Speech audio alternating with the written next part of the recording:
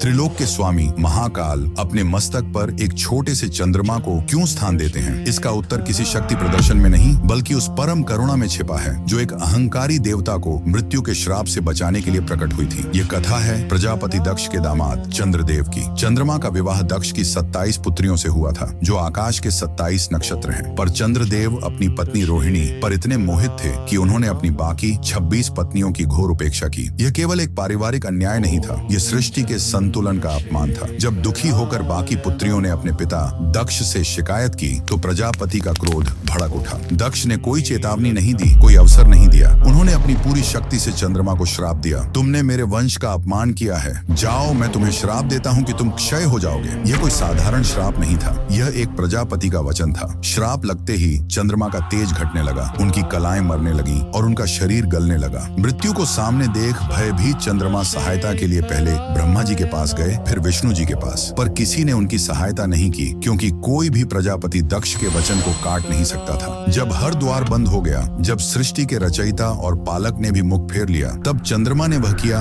जो हर असहाय जीव अंत में करता है। उन्होंने महादेव के चरणों में शरण ली। वे कैलाश पहुंचे और शिव के पैरों में गिरकर अपने प्राणों की भीख मांगने लगे। महादेव ने श्राप को देखा, चंद्रमा के पश्चाताप को देखा और सृष्टि के संतुलन को देखा। वे जानते थे कि श्राप को पूरी तरह समाप्त करना धर्म के विरुद्ध होगा, पर अपने शरणागत को मरने देना भी उनकी प्रकृति के विरुद्ध था। तब उन्होंने एक ऐसा मार्ग निकाला जो केवल महादेव ही निकाल सकते थे। उन्होंने चंद्रमा को उठाया और अपने शीश पर अपनी जटाओं में धारण कर लिया। शिव के शरीर का स्पर्श पाते ही चंद्रमा की मृत्यु रुक गई। महादेव ने श्राप का मान रखते हुए उसे संशोधित कर दिया और कहा, दक्ष का वचन व्यर्थ नहीं जाएगा। तुम 15 दिन क्षीण होगे, पर अगले 15 दिन मेरी ऊर्जा से तुम पुनः पूर्ण हो जाओगे। उसी दिन से कृष्ण पक्ष और शुक्ल पक्ष का चक्र आरंभ हुआ। वह अर्धचंद्र महादेव के मस्तक पर एक आभूषण नहीं बल्कि एक वचन है। यह वचन है कि जो कोई भी, चाहे वह कितना भी दोषी क्यों न हो, यदि सच्चे पश्चाताप के साथ उनकी शरण में आता है तो वे उसे मृत्यु के मुख से भी निकाल लाते हैं। वह चंद्रमा इस बात का प्रतीक है कि महादेव का दरबार न्याय का नहीं बल्कि करुणा का दरबार है। उस चंद्रशेखर के सम्मान में जो अपने भक्त के लिए श्राप को भी वरदान बना देते हैं, कमेंट्स में ओम चंद्रशेखर नमः अवश्य लिखें।